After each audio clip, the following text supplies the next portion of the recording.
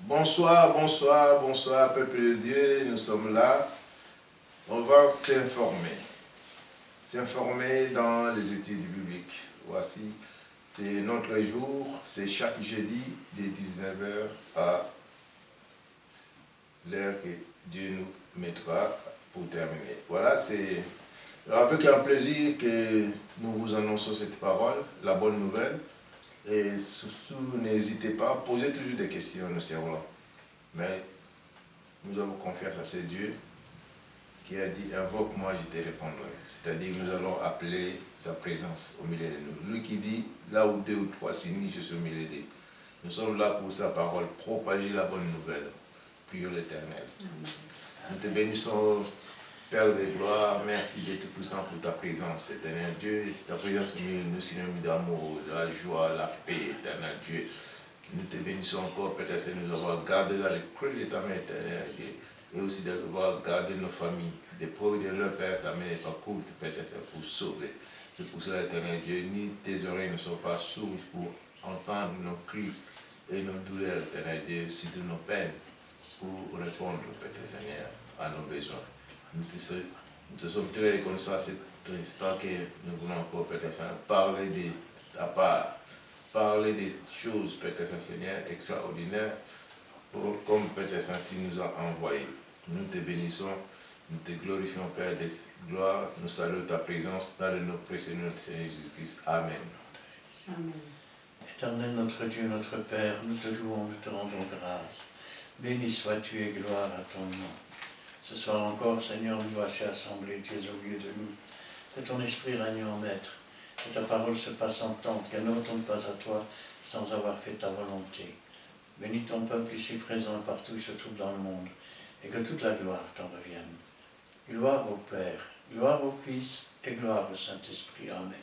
Amen. Amen.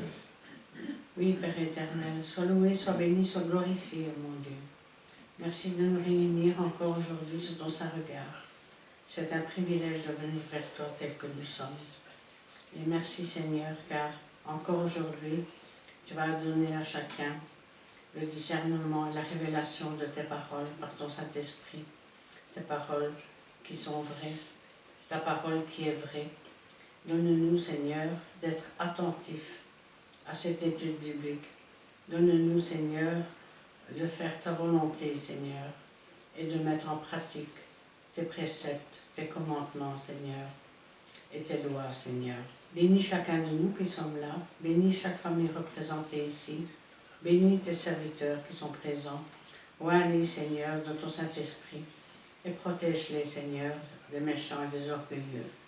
Oui, nous t'écoutons, Seigneur, parle à travers le serviteur que tu t'es choisi, et que toute la gloire t'en revienne. Gloire au Père, au Fils et au Saint-Esprit. Amen. Amen. Amen. Nous voici les jours J et l'heure H. Nous sommes là pour s'informer. Voici, nous voulons vous annoncer que si vous voulez encore chercher les autres informations que nous avons déjà diffusées, c'est dans YouTube à l'adresse de Christian Delsou. D-E-L-S-A-U-X. Et sur place, vous saurez venir à Peniel pour quelques informations ou soit poser vos questions. Donc, nous sommes là pour vous recevoir. Nous sommes dans la rue Paul Johnson, numéro 55, à Montigny-sur-Sambre. Donc, le code postal, c'est 6061. Aujourd'hui, encore un bon sujet. Nous allons parler de la récompense. C'est pour ça que nous allons laisser le pasteur Christian nous parler de la récompense. Pasteur. Amen. Alors, la récompense dans la parole de Dieu, elle revêt diverses formes. C'est-à-dire que nous allons voir déjà quelques-unes, mais rappelez-vous toujours que la première récompense, après avoir accepté Jésus, c'est de recevoir la vie éternelle. La récompense qui nous est échue lorsque le fil de notre vie est coupé, c'est d'entrer dans le jardin de Dieu, ce que l'on appelle le paradis. La récompense qui nous est aussi donnée, c'est lorsque le Seigneur apparaîtra sur les nuées. Parce que là, le Saint-Esprit rendra la vie à nos corps mortels. C'est une récompense. Nous serons enlevés dans les cieux. Et pour chacune des œuvres faites dans le Seigneur, nous recevrons une récompense. Lorsque Jésus reviendra régner sur cette terre, nous régnerons avec lui. Amen. C'est aussi une récompense. Aujourd'hui, on va parler des récompenses, je vais dire immédiates, pas celles qui sont prophétiques et à venir.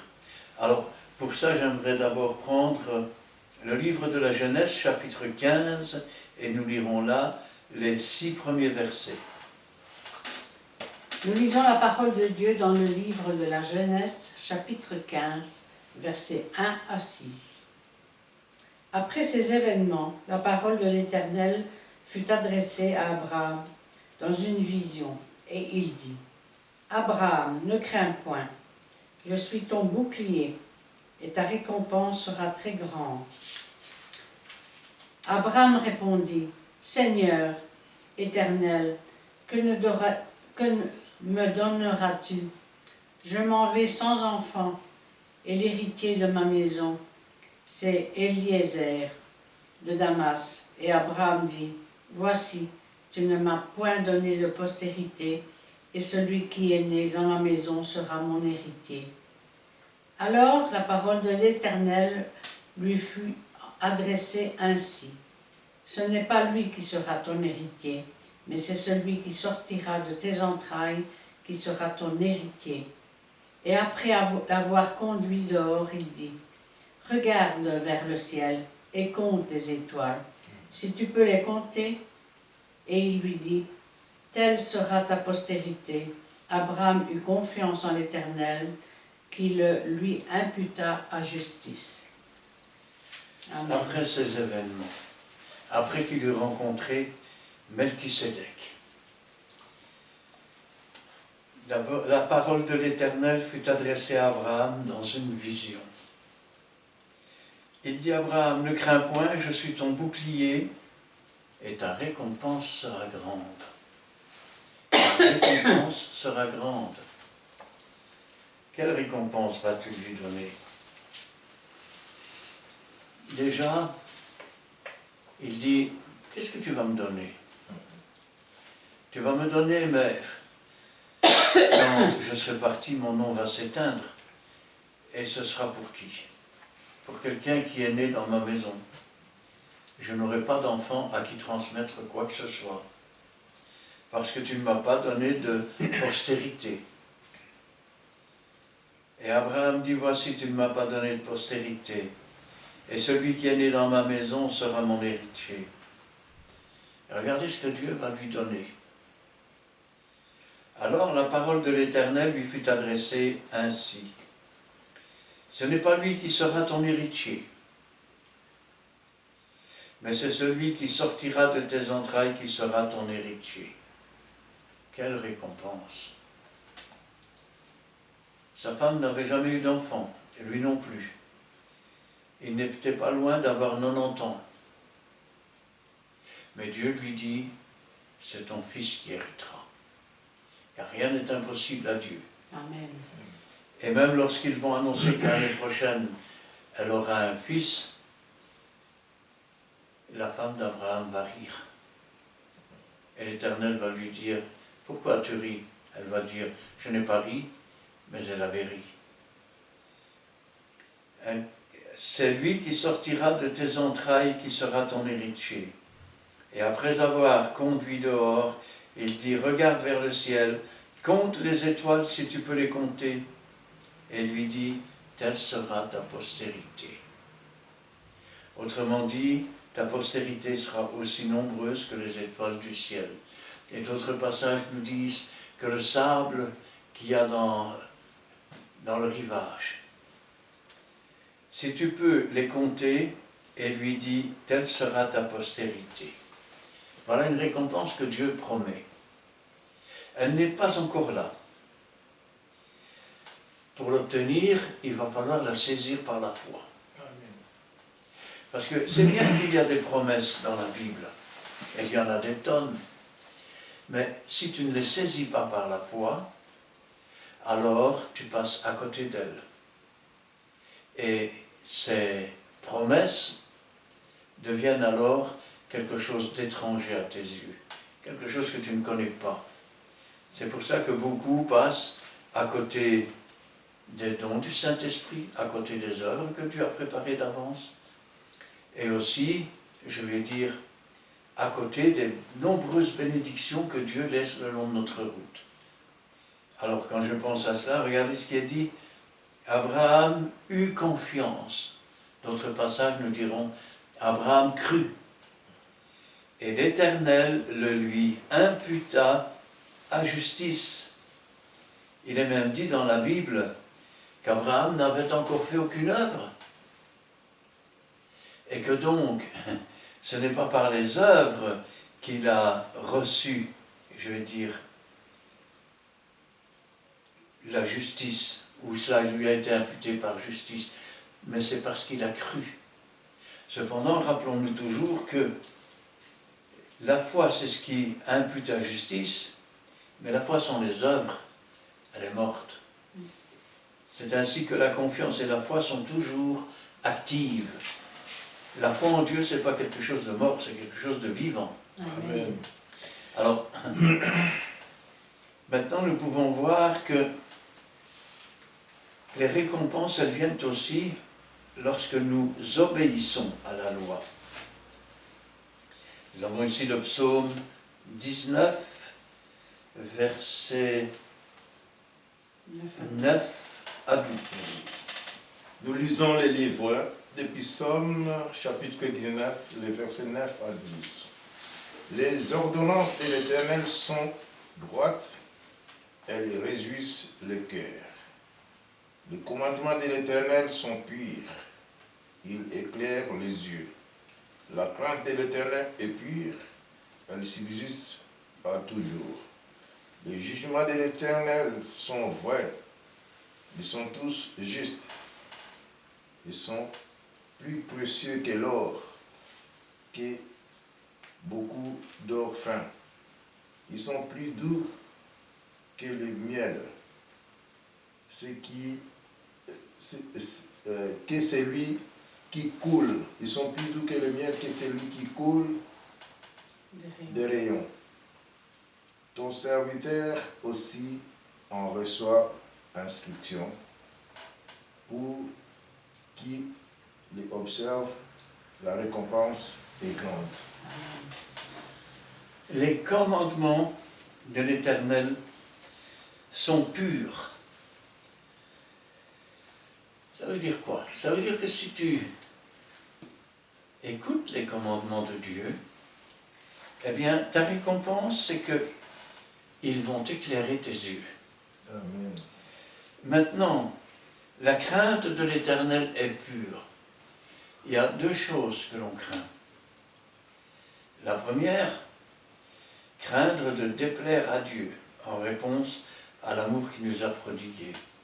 La deuxième, crainte d'être rejeté et puni par Dieu. Cette crainte, Dieu la met en nous, afin que nous ayons la force d'observer ses commandements.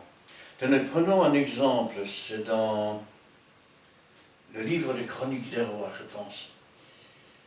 Nous avons là l'arche de l'Alliance, ça fait longtemps qu'elle est là-bas. Et puis, il veut la ramener. On va faire un char nouveau, on va mettre l'arche dessus, c'est entre les chérubins que Dieu apparaît. Et puis, le long du chemin, le char va pencher. Et puis, un homme va mettre la main pour soutenir le char. Et il va mourir. Parce que l'homme ne peut pas défendre Dieu. C'est Dieu qui défend l'homme. Et quand David va voir ça, il va avoir peur.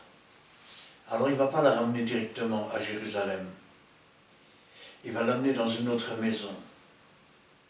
Et celui chez qui sera l'arche, il va recevoir des récompenses parce que sa bénédiction et, je vais dire, tout ce qu'il va entreprendre va fleurir et prospérer.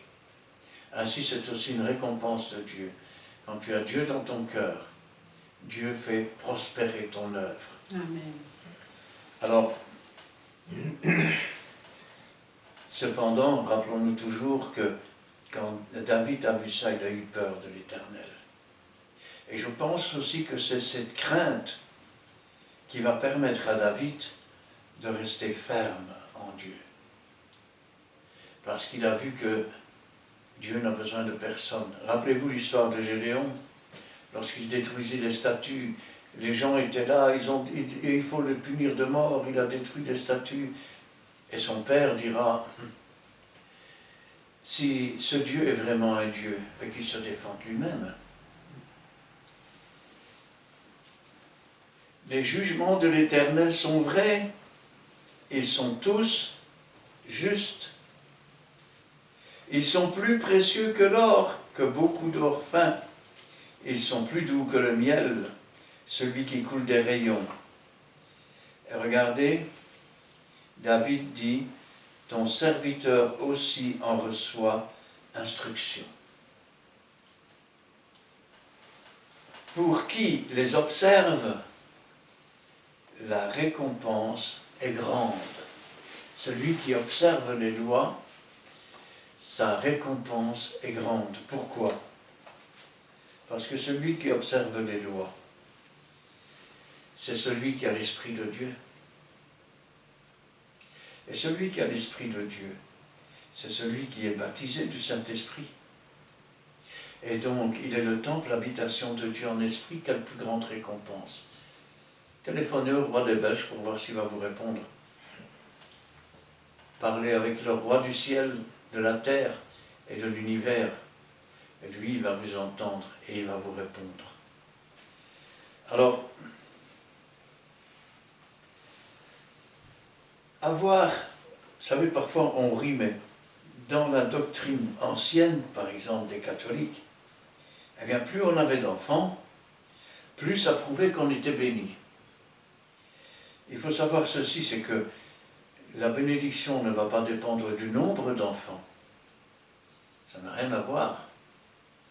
Par contre, il est vrai qu'avoir un enfant, c'est une récompense de Dieu. Amen. Si tu n'as pas d'enfant, ton nom s'éteint, tu disparais et plus personne ne se souvient de toi. Alors, nous sommes dans le psaume 127, les 5 versets. Nous lisons la parole de Dieu dans le livre des Psaumes, chapitre 127. Si l'Éternel ne bâtit la maison, ceux qui la bâtissent travaillent en vain. Si l'Éternel ne garde la ville, celui qui la garde veille en vain. En vain vous levez-vous matin, vous couchez-vous tard, et mangez-vous le pain de douleur. Il en donne autant à ses bien-aimés pendant leur sommeil. Voici, tes fils sont un héritage de l'Éternel. Le fruit des entrailles est une récompense, comme les flèches dans la main d'un guerrier. Ainsi sont les fils de la jeunesse. Heureux l'homme qui en a rempli son carquois. Ils ne seront pas confus quand ils parleront avec des ennemis à la porte. Amen. Qu'est-ce qu'il dit l'Éternel? Il dit que avoir des enfants, ça fait partie des récompenses de Dieu. Et nous devons remercier Dieu, c'est lui qui donne le souffle de vie. Mais à certaines époques qui sont reculées, ne pas avoir d'enfants, c'était aussi ne pas pouvoir faire face à ses ennemis. Quand vous avez Jacob qui a 12 fils, plus les enfants des fils de Jacob, je pense que là vous commencez à comprendre que le voisin, s'il a 2 fils, il ne va pas s'attaquer à Jacob. Hein. Alors, c'est comme des flèches qu'on met dans un carquois face à un ennemi. Ça veut dire que l'ennemi se dit, ils sont plus nombreux que tout, il faut faire attention. Alors, la corruption pour des récompenses. Ça veut dire quoi? Ça veut dire que, oui, il y a les promesses de Dieu, et pour ceux qui y croient, il y a les récompenses, c'est-à-dire l'accomplissement des promesses de Dieu. Mais nous devons toujours nous souvenir que nous ne travaillons pas pour être récompensés. Nous faisons toutes choses comme pour le Seigneur, pas pour les hommes. Amen. Ça veut dire aussi que nous ne recherchons ni les récompenses, ni quoi que ce soit. Nous saisissons simplement par la foi les promesses de Dieu. Et c'est Dieu qui décide s'il récompense ou pas. Alors nous sommes dans le Ésaïe, chapitre 1, versets 21 à 28. Nous sommes dans le livre d'Ésaïe, chapitre 1er, le verset 21 à 28. Ton argent s'est changé en scorie. Isaïe. Et c'est ça. 21. Chapitre 1, Non, verset 21. verset 21, c'est ça. Quoi donc la cité est devenue? Ah oui. C'est nous. Donc voilà, j'ai descendu un peu. Quoi donc la cité fidèle est devenue une prostituée. Elle était remplie d'équité. La justice y habitait. Et maintenant, il y a des assassins. Ton argent s'est changé en scorie. Ton vin a été coupé d'eau. Tels chefs sont rebelles et complices des voleurs. Tous aimant le présent, courent après les récompenses, ils ne font pas droit à l'orphelin et à la cause de la veuve ne vient pas jusque. C'est pourquoi, voici ce que dit le Seigneur, l'Éternel des armées, le fort d'Israël. Ah, j'ai retiré satisfaction de mes adversaires et je me vengerai de mes ennemis. Je porterai ma main sur toi, je fondrai des scories comme avec de la potasse et j'enlèverai toutes des parcelles de plomb. Je rétablirai tes justes tel qu'il était autrefois et tes conseils tels qu'il était au commencement. Après cela, contemplera ville de la justice, cité fidèle. Sion sera sauvé par la droiture, et ceux qui s'y convertiront seront sauvés par la justice. Mais la ruine atteindra tous les rebelles et les pécheurs, et ceux qui abandonnent l'Éternel périront. Amen. Quoi donc? La cité fidèle est devenue une prostituée. Elle était remplie d'équité, c'est-à-dire remplie de justice. La justice y habitait. Et maintenant, il y a des assassins. Qu'est-ce que c'est qu'un assassin? Vous me direz, un assassin, c'est quelqu'un qui tue quelqu'un d'autre. Oui, bien sûr. Mais il y a plusieurs façons d'assassiner quelqu'un. Vous savez, on dit parfois que quand quelqu'un te dit des choses méchantes, tu l'as poignardé dans le dos. Il y a des paroles qui tuent. Par exemple, quand vous avez affaire à des pasteurs qui ont, qui ont tordu le sens de l'écriture, qui n'obéissent pas à la loi, leurs paroles sont des paroles de mort. Pourquoi? Parce que ce sont des aveugles, ils ne voient déjà pas où est la vérité, ils ne veulent pas la voir non plus. Rappelez-vous ce que disait Jésus, vous dites, nous voyons, si vous étiez aveugle, vous n'auriez pas de péché, mais maintenant vous dites que je vois, donc votre péché demeure. Et à partir de là, ces gens sont comme des loups pour les brebis, ou des mercenaires. Et maintenant, il y a des assassins. Ton argent s'est changé en scorie. Croyez-vous qu'il parle vraiment de l'argent? La parole de Dieu, c'est comme une richesse, c'est comme des perles précieuses, c'est comme de l'or. C'est comme la pièce que cette femme a perdue, elle balaye pour la retrouver. Ton argent est changé en scorie, ton vin a été coupé d'eau. Autrement dit, au lieu d'avoir le bon vin pur de la parole de Dieu, on a mis de l'eau avec, de façon à adoucir la chose. C'est ce qu'on appelle l'évangile de la prospérité. Tes chefs sont forcément rebelles, complices des voleurs. Et vous me dites, je ne comprends pas. Ils font les choses pour les récompenses, ils se laissent corrompre par les récompenses, et puis ils veulent, je vais dire, voler la gloire à Dieu. Mais Dieu a dit, je ne donnerai pas ma gloire à un homme.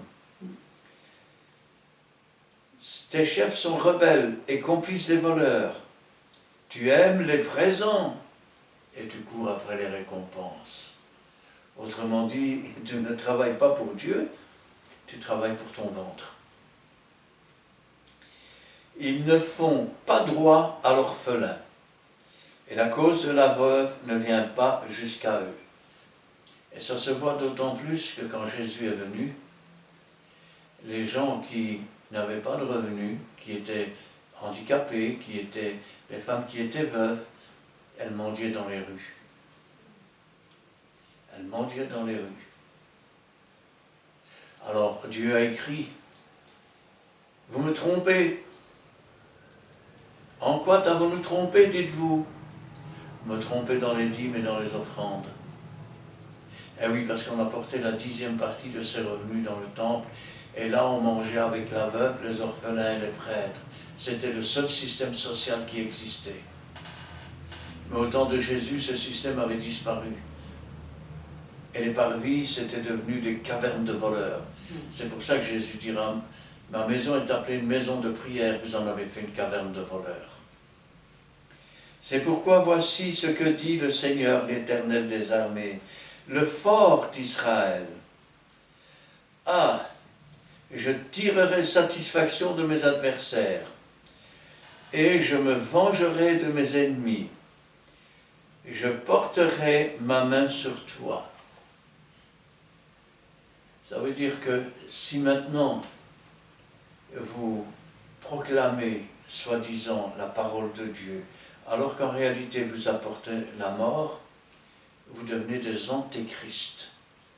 Parce que vous n'êtes pas des protestants qui protestent contre l'erreur, vous n'êtes pas des lutteurs avec Dieu, vous êtes des gens qui protestent contre Dieu. Et vous luttez contre Dieu. Je fonderai tes scories comme avec de la potasse, j'enlèverai toutes tes parcelles de plomb. Phrase difficile à comprendre. Alors, je vais essayer de vous dire comment on fabrique de l'acier.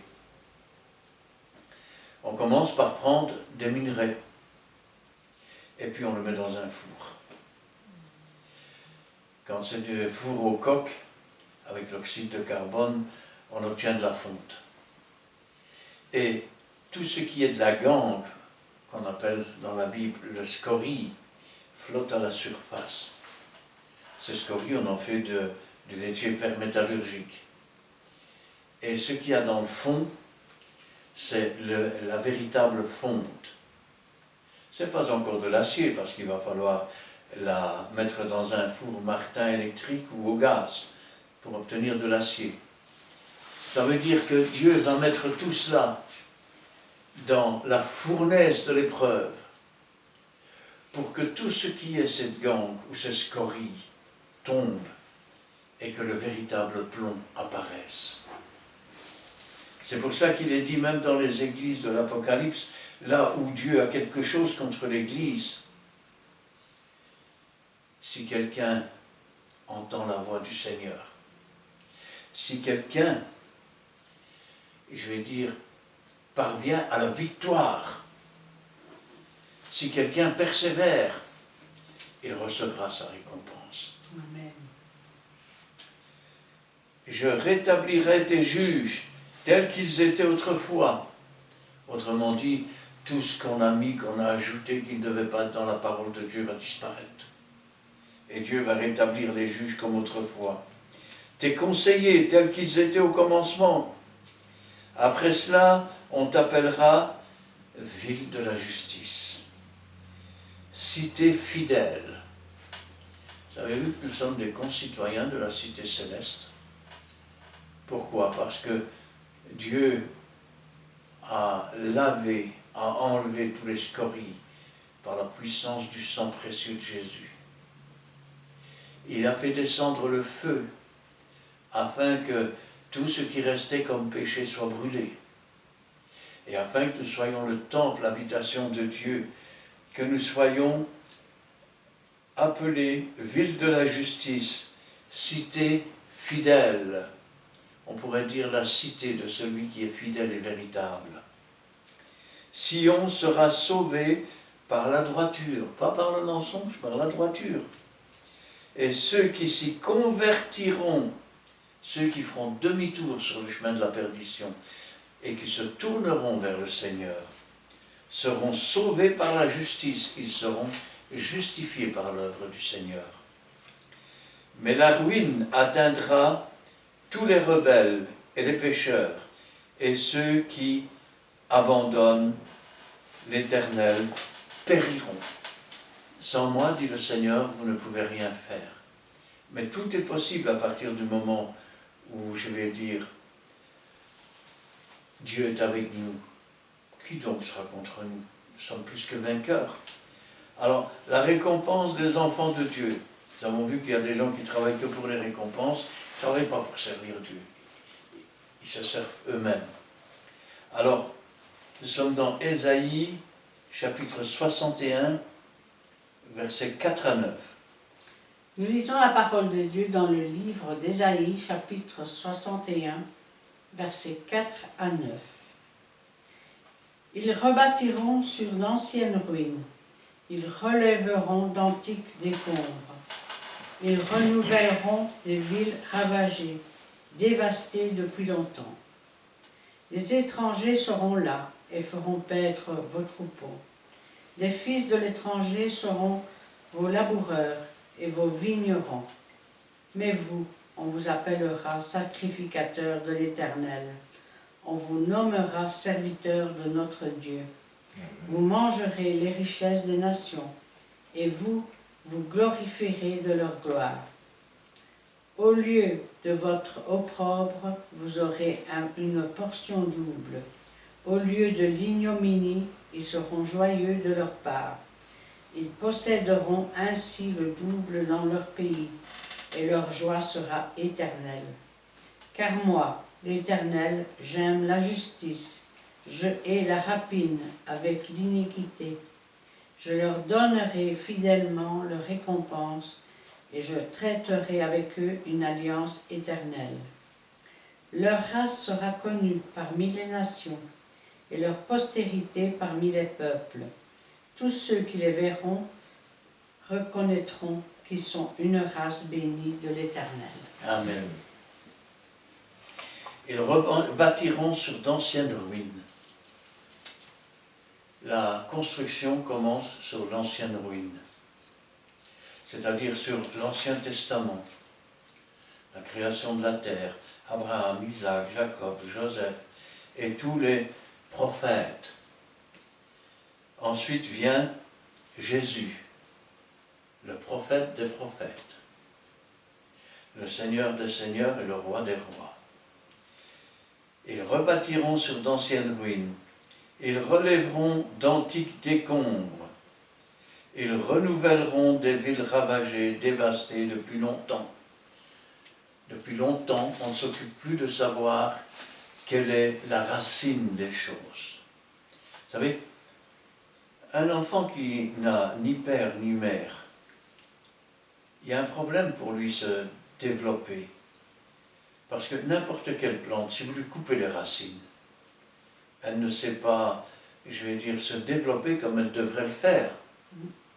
Elle se crée peut-être ses propres racines, mais elle n'a pas d'antique fondement. De même, vous ne pouvez pas dire, l'Ancien Testament c'était pour dans le temps, quand Dieu dit que toute parole est bonne pour instruire, pour corriger. Des étrangers seront là et feront paître vos troupeaux. J'ai encore d'autres brebis qui ne sont pas de ce troupeau. Ceux-là, il faut que j'aille les chercher. Je les ramènerai et les deux formeront un seul troupeau. Il parlait de ceux qui ne sont pas juifs et qu'il irait chercher. Des fils de l'étranger seront vos laboureurs et vos vignerons. Mais vous, on vous appellera sacrificateurs de l'Éternel. Et le Seigneur dit, vous êtes sacrificateurs pour toujours, avec Jésus-Christ, selon l'ordre de Melchisédek. On vous nommera serviteurs de notre Dieu. Être serviteur de Dieu. Pas se servir de Dieu, être serviteur de Dieu. Vous mangerez les richesses des nations, et vous vous glorifierez de leur gloire. Au lieu de votre opprobre, vous aurez une portion double. Une portion double. Au lieu de l'ignominie, ils seront joyeux de leur part. Ils posséderont ainsi le double dans leur pays, et leur joie sera éternelle. Je vais vous dire une chose. Mieux vaut une tartine de pain sec avec la paix qu'un gros beefsteak avec la guerre. Eh oui.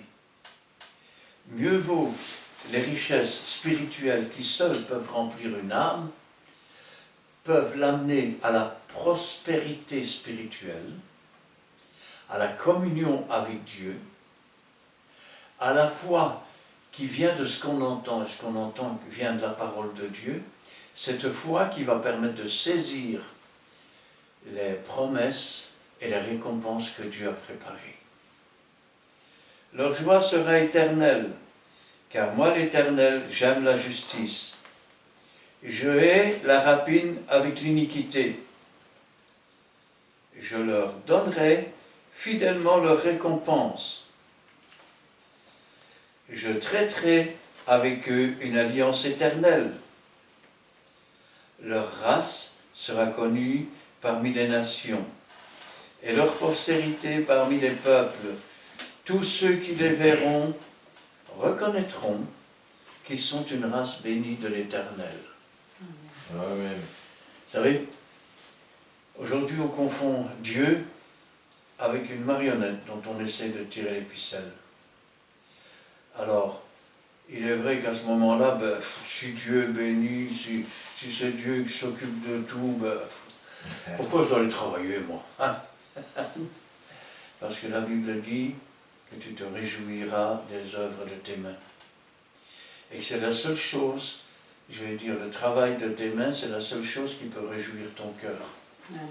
Mais le travail au service de Dieu, c'est la seule chose qui peut réjouir ton âme. Or, je vais te dire une chose, même si ton cœur est joyeux, tu peux avoir autant de millions que tu veux, tu peux lancer les billets en l'air, ça n'a aucune importance. Ton cœur est peut-être joyeux, mais ton âme ne l'est pas. Et au bout d'un certain temps, tu seras au milieu de ton paquet d'argent, et comme tu peux avoir tout, et que tout ne te plaît que pendant un instant, tu seras comme ce riche, tu partiras tout triste. Eh oui. Ils sont une race bénie de l'Éternel. Quand je pense à cela, la bénédiction de Dieu, c'est aussi une récompense. Ça veut dire que nous recevons le témoignage du Saint-Esprit que nous sommes agréables à Dieu. Alors, la récompense pour les outrageux. Et là, nous sommes dans Matthieu chapitre 5, versets 2 à 12. Nous lisons La parole de Dieu dans le livre de Matthieu, chapitre 5, les versets 2 à 12. Puis, ayant ouvert la bouche, il les enseigna et dit, heureux les pauvres en esprit, car le royaume des cieux est à eux. Heureux les affligés, car ils seront consolés. Heureux les débonnaires, car ils hériteront la terre. Heureux ceux qui ont faim et soif de la justice, car ils seront rassasiés. Heureux les miséricordieux, car ils obtiendront miséricorde. Heureux ceux qui ont le cœur pur, car ils verront Dieu. Heureux ceux qui procurent la paix, car ils seront appelés fils de Dieu. Heureux ceux qui sont persécutés pour la justice, car le royaume des cieux est à eux. Heureux serez-vous lorsqu'on vous outragera, qu'on vous persécutera et qu'on vous dira faussement de vous toutes sortes de mal à cause de moi.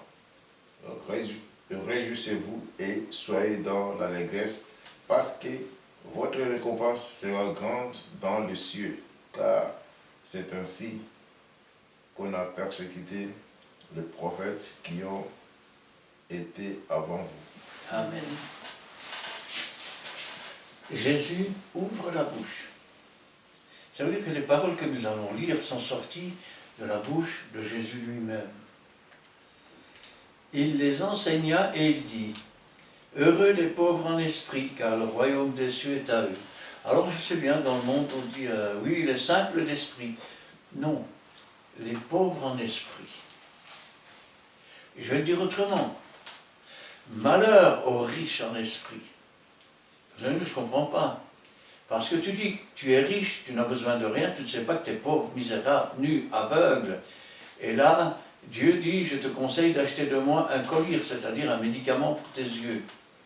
Si maintenant, au lieu de t'élever en orgueil, tu es suffisamment humble que pour dire que tu as besoin d'encore plus de l'Esprit Saint, que tu as besoin, je vais dire, d'encore plus de connaissance et de sainteté, de spiritualité, alors tu es heureux parce que demandez et vous recevrez, frappez, on vous ouvrira.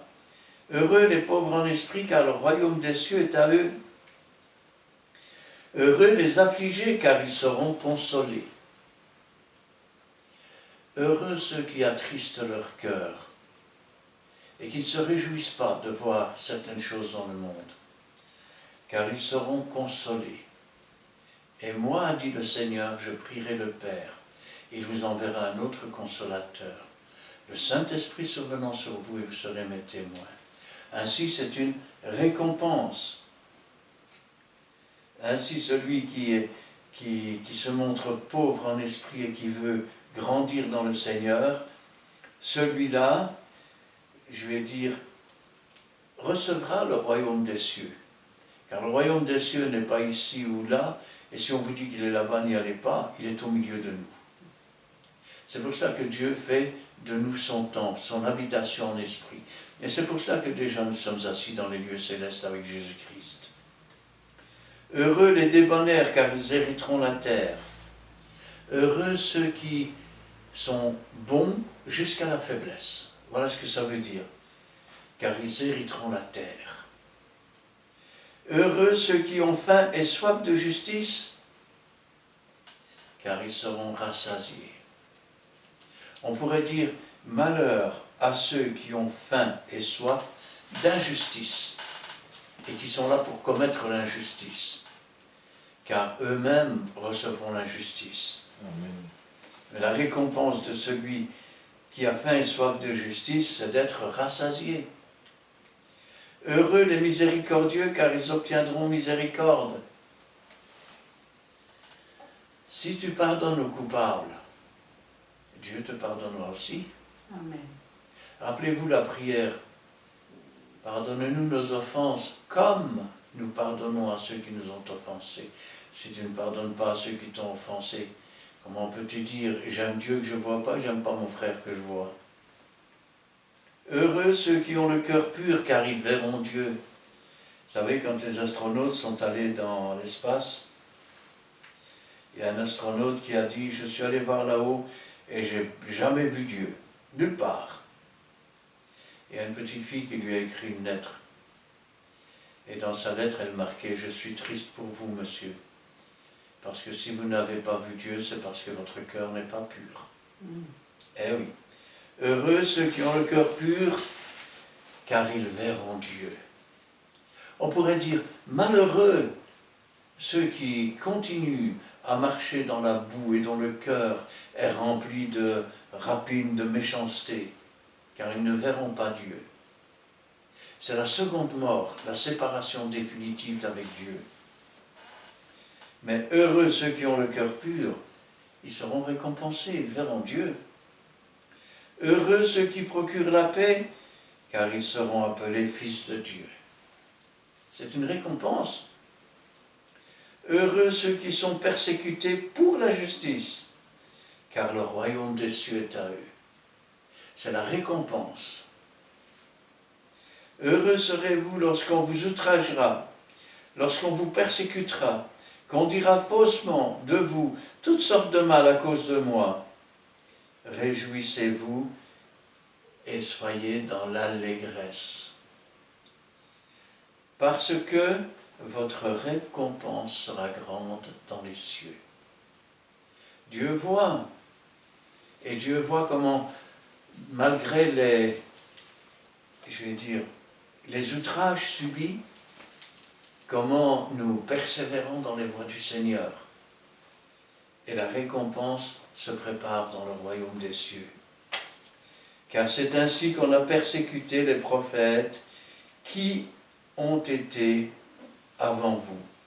Alors, la récompense pour les bienfaits, récompense envers les chrétiens.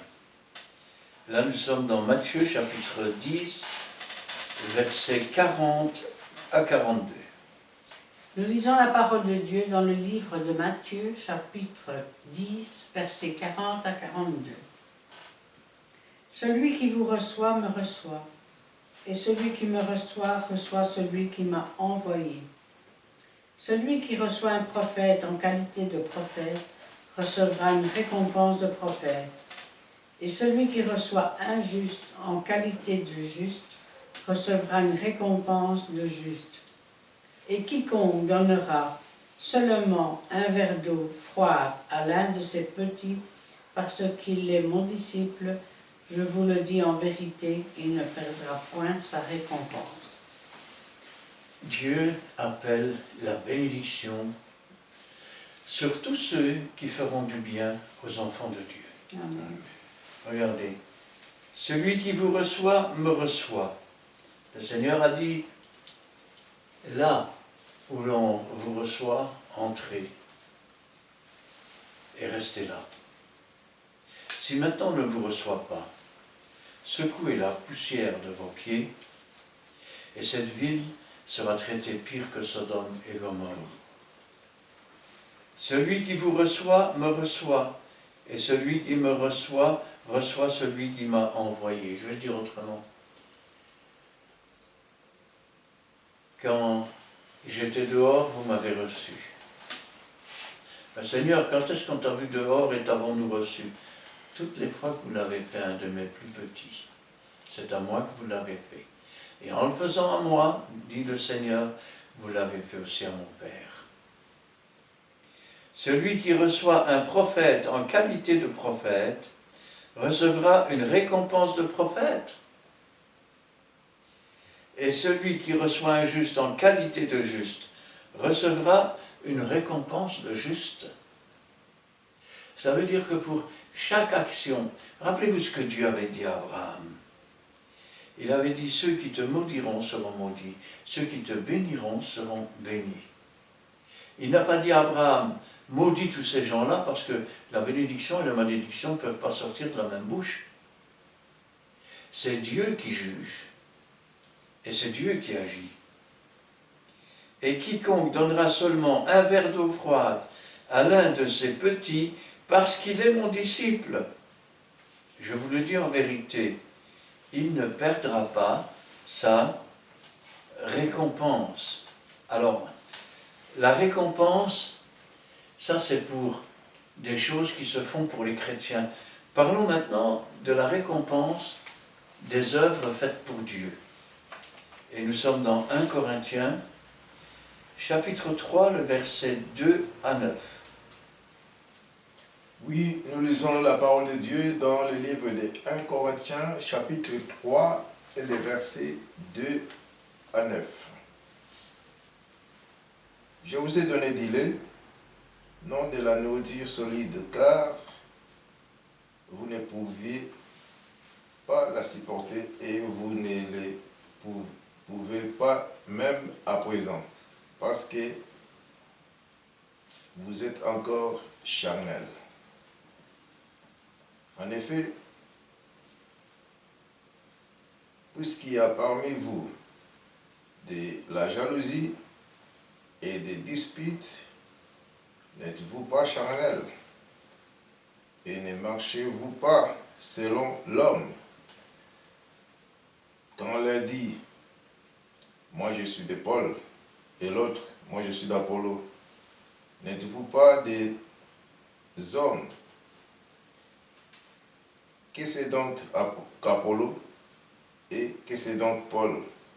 Des serviteurs par les moyens desquels vous avez cru, selon que le Seigneur l'a donné à chacun. J'ai planté, Apollo a arrosé, mais Dieu a fait croître, en sorte que ce n'est pas celui qui plante qui est quelque chose, ni celui qui arrose, mais Dieu qui fait croître.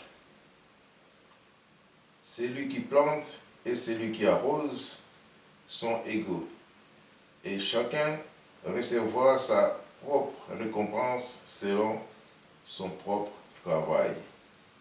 Car nous sommes ouvriers avec Dieu, et vous êtes les champs de Dieu, l'édifice de Dieu. Amen. Dans cette église, il y a quelques petits problèmes. Parce que ils ne sont plus de Jésus-Christ. Il y en a un qui veut être de Paul, l'autre d'Apollos, l'autre de Pierre.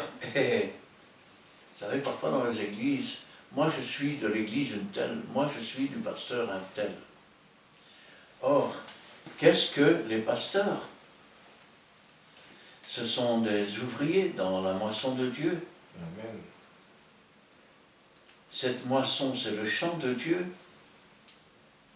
Et les véritables moissonneurs, ce sont les anges. Ange signifie aussi messager. Je vous ai donné du lait, non de la nourriture solide, car vous ne pouviez pas la supporter. Vous ne le pouvez même pas à présent, parce que vous êtes encore charnel. En effet, puisqu'il y a parmi vous de la jalousie et des disputes, n'êtes-vous pas charnel, ne marchez-vous pas selon l'homme?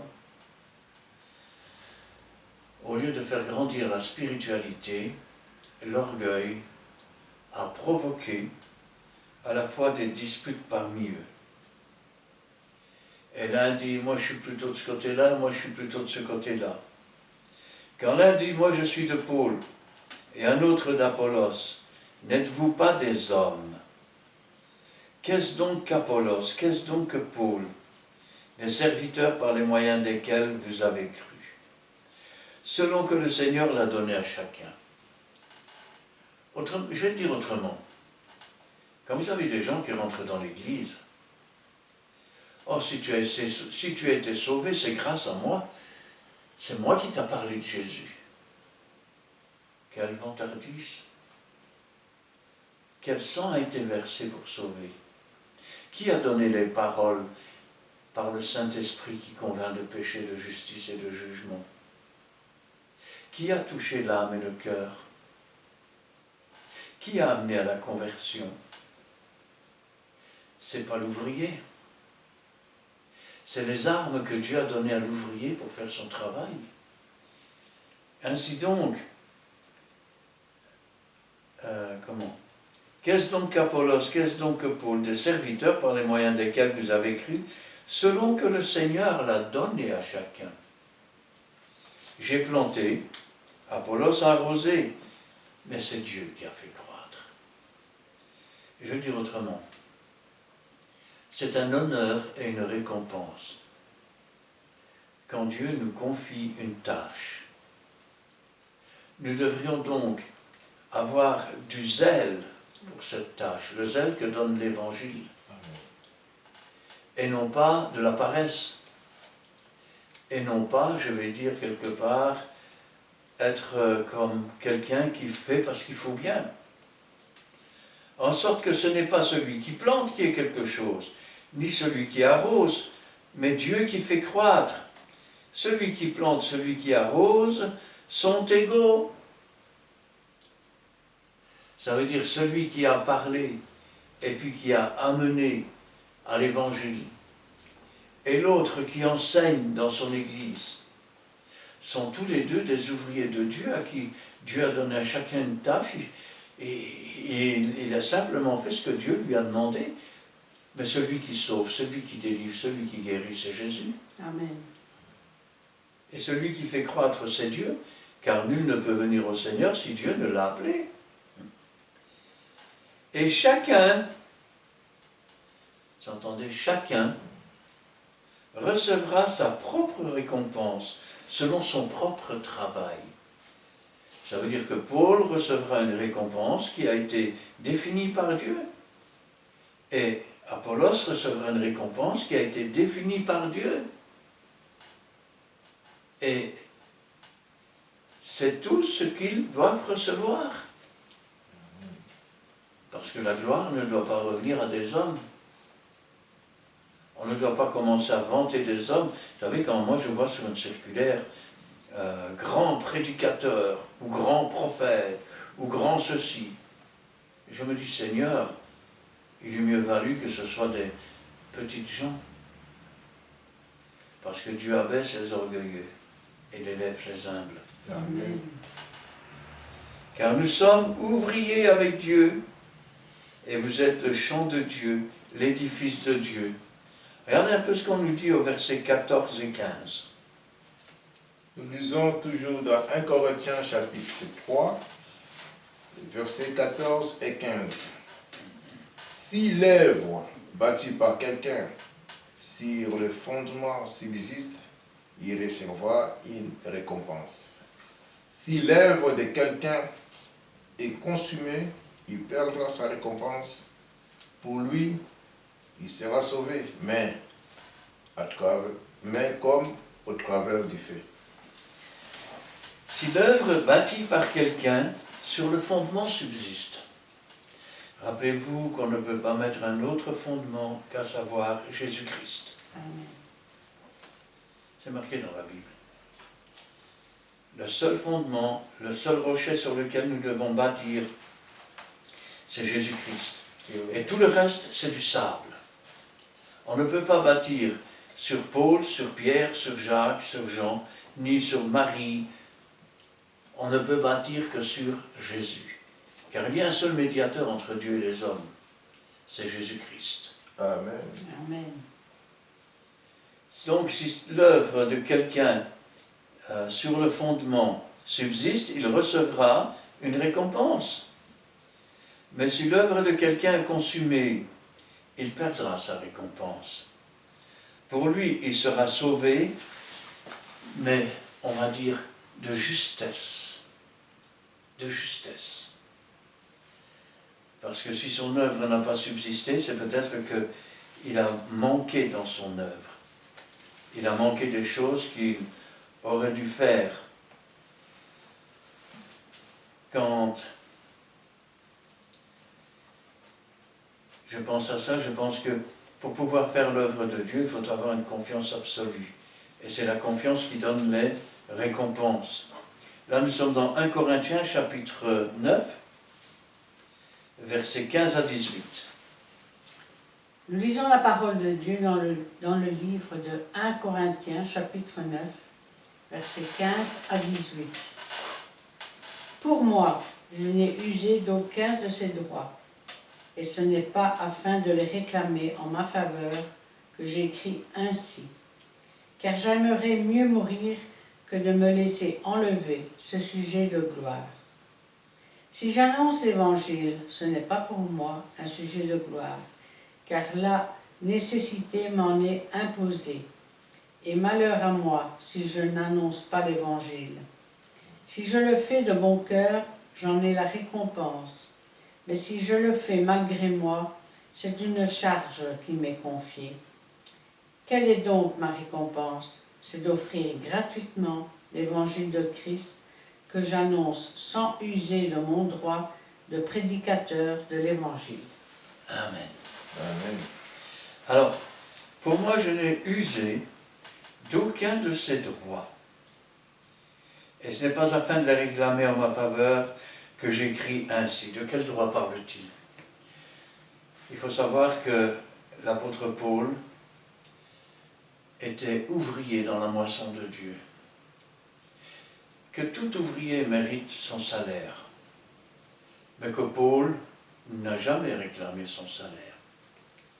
Paul fabriquait des tentes, ce qui veut dire que il était heureux de pouvoir annoncer l'Évangile sans, je vais dire, recevoir quelque salaire que ce soit de ce monde.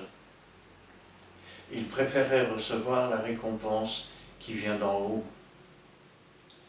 Car j'aimerais mieux mourir que de me laisser enlever ce sujet de gloire. Si j'annonce l'Évangile, ce n'est pas pour moi un sujet de gloire, car la nécessité m'en est imposée. Et malheur à moi si je n'annonce pas l'Évangile. Je vais le dire autrement, parce que parfois on peut mal comprendre. Quand Jésus est dans ton cœur, quand Jésus est dans ton âme, il t'est impossible de te taire. Parce que si tu te tais, il y a quelque chose qui te ronge à l'intérieur.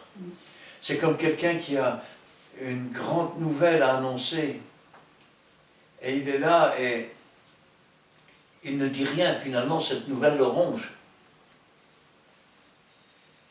Si je le fais de bon cœur, j'en ai la récompense. Autrement dit, s'il travaille et qu'il fait toutes choses comme pour le Seigneur, il en a une récompense. Mais s'il le fait parce qu'il faut bien, bon, encore faire ça. Hein? Alors, mais si je le fais malgré moi, c'est-à-dire si lui n'a pas envie de le faire et qu'il le fait malgré tout, hein, c'est une charge qui m'est confiée. Vous savez, pendant toute ma carrière de travailleur, j'ai pris pour principe une chose, de ne faire que ce que j'aimais faire. Alors, vous allez trouver ça bizarre, mais je suis technicien en travaux publics, et parce que j'aimais travailler sur les chantiers, j'ai travaillé aussi comme terrassier. Avec une pelle, une pioche, avec un marteau-pic. Et j'étais heureux parce que je faisais ce que j'aimais. Eh oui. Et l'apôtre Paul, c'est un peu ce qu'il nous dit. Si maintenant, on vous met un travail que vous n'aimez pas, vous le faites à contre-cœur. Quand vous regardez l'horloge, il y a 5 minutes qui est passé, vous avez l'impression que ça fait 1 heure que vous attendez l'heure de sortie. Et quand l'heure sonne enfin, vous êtes pressé de partir et d'oublier tout ça. Mais quand c'est une chose qui vous plaît, alors vous rentrez à la maison et vous continuez à parler du travail que vous faites. Et oui, de même, quand on est un enfant de Dieu, un serviteur de Dieu, et que l'on travaille selon l'Esprit de Dieu, selon la joie et la paix des enfants de Dieu, c'est une chose pour laquelle on ne peut pas se taire. On ne le fait pas par contrainte réelle. Quelle est donc ma récompense si je travaille à contre-cœur? c'est d'offrir gratuitement l'évangile. D'offrir gratuitement l'évangile. Vous savez ce que c'est que d'offrir gratuitement l'évangile? Ça veut dire que le matin, vous vous levez, vous allez travailler. Et quand les jours de réunion arrivent, eh bien vous vous présentez, vous prêchez l'évangile. Et s'il y a une caisse dans l'église et qu'il y a de l'argent dans l'église, l'argent sert pour les choses de l'église. Elle ne sert pas pour vous nourrir.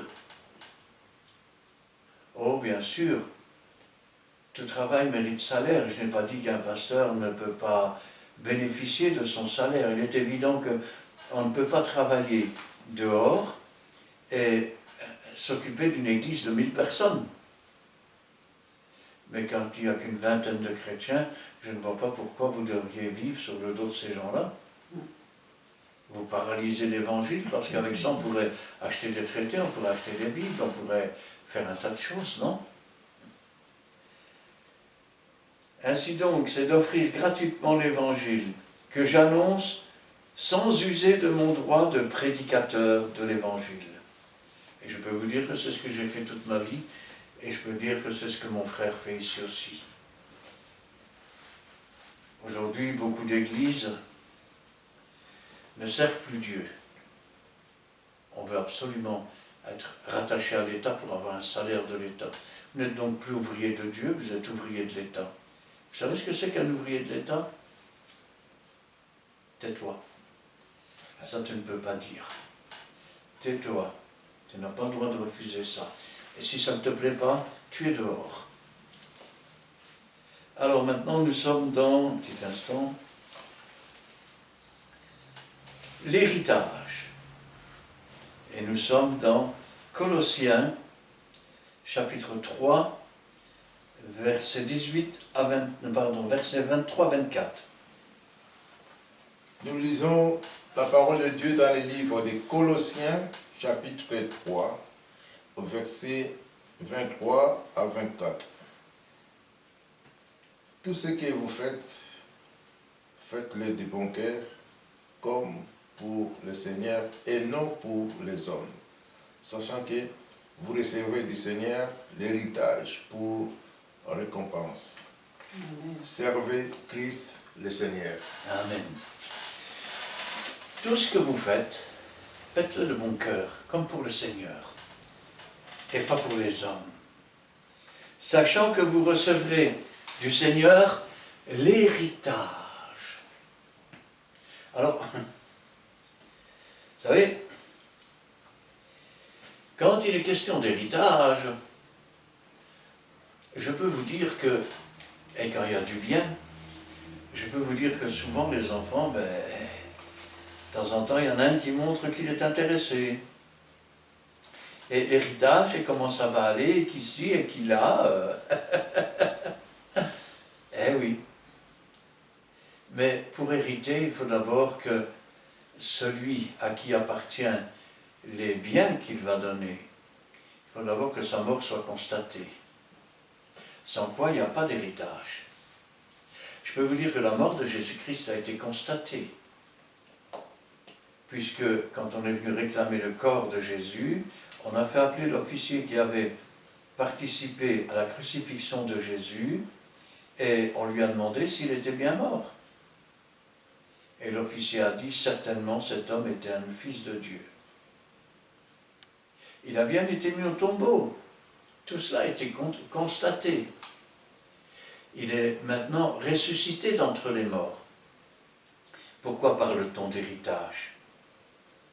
En général, c'est parce qu'on commence à être attiré, on a envie.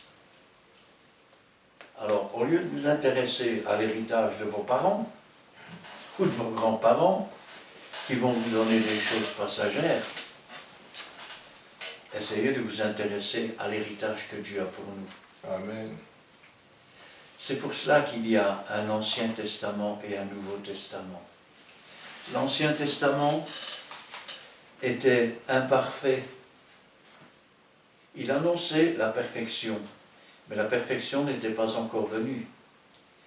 Et le Nouveau Testament nous parle de la perfection qui est venue, et nous parle du droit d'hériter et des conditions pour hériter. Alors, que devons-nous hériter? Nous devons déjà hériter la vie éternelle. Ensuite, nous devons revenir pour régner avec Jésus-Christ sur cette terre. Ensuite, nous devons entrer dans la cité céleste, où il n'y aura plus jamais ni deuil, ni souffrance, ni douleur, parce que les premières choses auront disparu et Dieu fait toutes choses nouvelles. Ça, c'est notre héritage, c'est ce qui est marqué là-dedans, c'est ce que Dieu nous promet. Dans un héritage, il y a toujours, d'un côté, les choses à hériter, et de l'autre côté, les conditions pour hériter. Si nous ne respectons pas les conditions, nous ne pouvons pas hériter. Est-ce que l'étranger va hériter de nos biens? Non. Alors comment pouvons-nous hériter? Comment pouvons-nous recevoir cette récompense? Il faut devenir un enfant de Dieu. Quand on devient un enfant de Dieu, on n'est plus un étranger. Nous sommes les fils et les filles de Dieu. Et donc, nous sommes héritiers de Dieu, co-héritiers avec Jésus-Christ. Ce qui veut dire que toutes ces promesses qui sont là sont pour nous. Oui et Amen.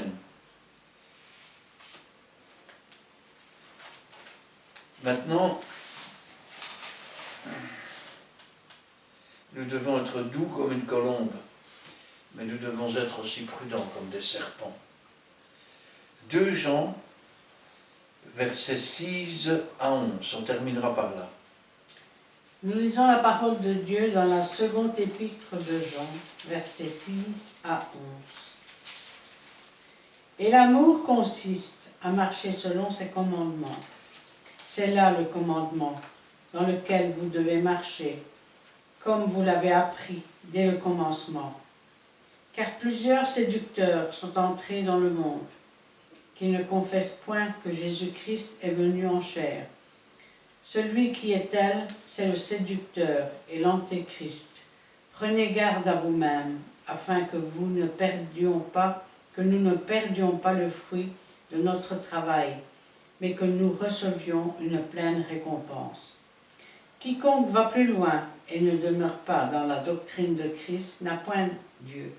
Celui qui demeure dans cette doctrine a le Père et le Fils. Si quelqu'un vient à moi et n'apporte pas cette doctrine, ne le recevez pas dans votre maison, et ne lui dites pas « salut », car celui qui lui dit « salut » participe à ses mauvaises œuvres. Amen.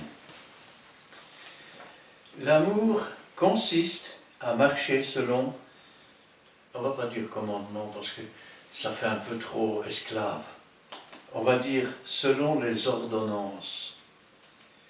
C'est là le commandement dans lequel vous devez marcher, comme vous l'avez appris dès le commencement. Pourquoi? Comment devient-on un enfant de Dieu d'abord? La foi vient de ce qu'on entend vient de la parole de Dieu. Cette parole a donné la possibilité ou le pouvoir de devenir enfant de Dieu, lesquels ne sont pas nés de la volonté de la chair ou du sang, mais de la volonté de Dieu. Car plusieurs séducteurs sont entrés dans le monde qui ne confessent point que Jésus-Christ est venu en chair. Celui qui est tel est le séducteur et l'antéchrist. Savez-vous que certains pasteurs ne croient même pas que Jésus va enlever son Église? Certains ne croient même pas qu'il reviendra pour régner pendant 1000 ans. Et d'autres ne croient pas que Dieu va faire une nouvelle terre, des nouveaux cieux. Prenez garde à vous-même, afin que vous ne perdiez pas le fruit de votre travail, mais que vous receviez une pleine récompense. Prenez garde à vous-même. Soyez doux comme des colombes, mais soyez prudents comme des serpents. Rappelez-vous que le diable fait toujours une œuvre qui trompe. On ne peut pas empêcher un oiseau de voler au-dessus de sa tête, mais on peut l'empêcher de faire son nid. Quiconque va plus loin et ne demeure point dans la doctrine de Christ. Quiconque ajoute des choses à la parole de Dieu, ou en retire, n'a point Dieu. Celui qui demeure dans cette doctrine, il a le Père et il a le Fils. Car celui qui voit le véritable enfant de Dieu voit en réalité l'autorité du Père et du Fils. Si quelqu'un vient à vous et n'apporte pas cette doctrine, si quelqu'un vient à vous, je prends un exemple, si quelqu'un vient à vous et qu'il vous dit « le mariage ça ne sert à rien », rappelez-vous toujours que le mariage soit honoré de tous et que le lit conjugal soit exempt de toute souillure. Il y a donc bien un mariage. Si quelqu'un vient à vous et n'apporte pas cette doctrine, ne le recevez pas dans votre maison. Ne lui dites pas salut. Vous savez, quand on parle du moment, rappelez-vous la prédication avec Josias, à un moment donné, qu'est-ce qu'on voit? Il y avait les statues d'Astarté. Il y avait des chevaux avec un char pour le soleil. Il y avait des, comment je vais dire, des autels sur les toits. C'était devenu des églises œcuméniques. Rassemblons-nous, ne parlons que de ce qui nous rassemble, ne parlons pas des différences. Comme ça, chacun pourra faire sa religion et tous ensemble nous serons unis. Si quelqu'un ne vient pas à vous avec la doctrine de Jésus-Christ, ne le recevez pas. Ne vous asseyez pas au banc des moqueurs, vous perdriez votre récompense. Quiconque va plus loin ne demeure pas dans la doctrine de Christ, n'a point Dieu. Celui qui demeure dans cette doctrine a le Père et le Fils. Si quelqu'un vient à vous et n'apporte pas cette doctrine, ne le recevez pas dans votre maison. Ne lui dites pas salut.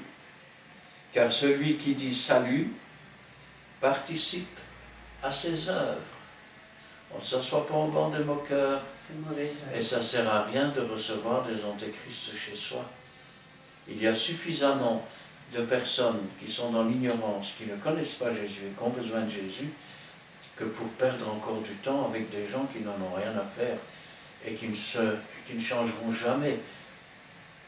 Parce que, n'ayant pas eu l'amour de la vérité, ils ont reçu un esprit pour croire au mensonge. Et vu que cet esprit, Dieu a permis qu'il soit là, c'est parce qu'ils sont allés trop loin. Il y a un péché qui ne sera pas pardonné, ni dans ce siècle, ni dans les siècles à venir. C'est le blasphème contre le Saint-Esprit. Rappelez-vous toujours que c'est ce que vous appelez votre Bible, ou ce que vous appelez les évangiles.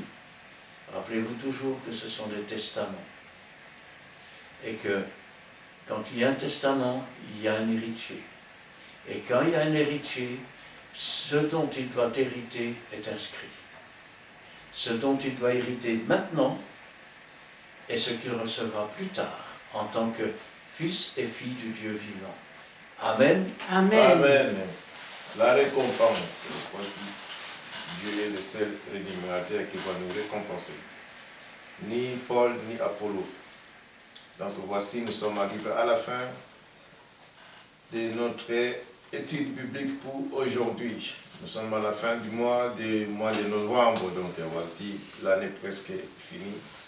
Voici aussi, fais le bilan et tu recevras la récompense. De janvier jusqu'à maintenant, qu'est-ce que tu as fait pour l'œuvre de Dieu? C'est une question, parce qu'on vous a dit de nous poser des questions, vous en faites pas. Alors moi, je vous pose maintenant des questions. Qu'est-ce que vous avez fait du janvier jusqu'au mois de novembre? Bientôt c'est décembre, fin de l'année. Le bilan, qu'en est-il pour ton bilan spirituel? Voici, nous sommes des pécheurs d'âme. Qu'est-ce que tu as fait pour l'œuvre de Dieu? C'est une des questions aussi qu'un enfant de Dieu doit savoir résoudre, avoir une bonne réponse. Voici la récompense, nous sommes à la fin. Donc aujourd'hui, nous allons parler de long et à large. Vous qui êtes fidèles à notre chaîne YouTube, donc voici, partagez et aussi commenter, poser des questions. Nous allons profiter de vos questions, en faire encore des sujets pour la prochaine étude biblique. Nous sommes arrivés à la fin, nous allons laisser ces beaux moments entre les mains de notre Dieu. Que notre Dieu vous bénisse aussi abondamment parce que vous êtes fidèles. Prions l'Éternel. Nous te bénissons, nous te glorifions, Seigneur d'Israël, parce que tu es là, Père Saint, au cœur de nos vies, c'est toi qui nous fais vivre. Merci, Père Saint, pour cette étude biblique. Merci, Dieu Tout-Puissant, pour les gens qui nous soutiennent, Père Saint, à travers ces réseaux sociaux, Père Seigneur. Nous te bénissons, nous te glorifions encore, Père Saint. Bénis notre chemin de retour, parce que tu es Dieu. Bénis, Père Saint, aussi, Père Saint, chaque famille, Père Saint, qui va regarder cette vidéo et qui va aussi nous faire un petit coucou. Cela, Père Saint, va nous faire encore progresser dans les jours à venir. Et Père très Saint, parce que toi, tu es un Dieu uni, nous voulons, Père Saint, que tu puisses nous rassembler avec les gens, Père Saint, les bonnes gens, Père Seigneur, qui peut encore, Père Saint, propager cette bonne nouvelle. Nous te bénissons, Père Saint, dans les noms précieux de notre Seigneur Jésus-Christ. Nous disons Amen. Amen. Éternel notre Dieu, notre Père, nous te louons, nous te rendons grâce. Béni sois-tu et gloire à toi. C'est une bénédiction, c'est une récompense que de pouvoir t'accepter comme sauveur, que de pouvoir devenir frères et sœurs de Jésus-Christ, héritier, co-héritier du royaume des cieux, avec Jésus. Béni sois-tu et gloire à toi, Seigneur, car c'est toi qui prépares les œuvres, c'est toi qui prépares tout ce qu'il faut pour les faire, et c'est encore toi qui nous récompense si nous les faisons. Béni sois-tu et gloire à toi, Seigneur, parce que par nous-mêmes nous ne pouvons rien, mais tout est possible à celui qui croit, car ça aussi, Seigneur, c'est un cadeau que tu nous fais.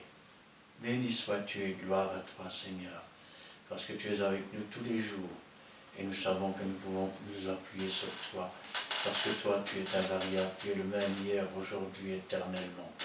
Que ta volonté soit faite dans nos cœurs, dans nos vies, dans nos pensées, dans nos paroles, dans nos regards, dans nos écoutes et dans nos actions, et que toute la gloire t'en revienne. Gloire au Père, gloire au Fils et gloire au Saint-Esprit. Amen. Amen. Merci au Père éternel pour cet instant béni passé en ta présence. Merci pour ton amour immense, ta bonté de chaque jour, ta miséricorde et ta compassion. Merci pour le sujet de cette étude biblique, la récompense, par laquelle tu nous as instruits et tu nous as montré le chemin à suivre pour recevoir cette récompense. C'est toi, Seigneur, qui as conduit nos pas sur ce chemin, car tu es le seul chemin, tu es la vérité, et nul ne vient au Père que par toi. Et nous croyons en toi. Nous croyons que tu es le Fils de Dieu et que tu es mort sur la croix pour nous sauver. Et tu as fait de nous un jour tes enfants. C'est un honneur d'être appelé enfant de Dieu. Donne-nous, ô Père éternel, de mettre en pratique ce que nous avons entendu ce soir, afin de mériter, de recevoir la récompense que tu as préparée pour chacun de nous. Arme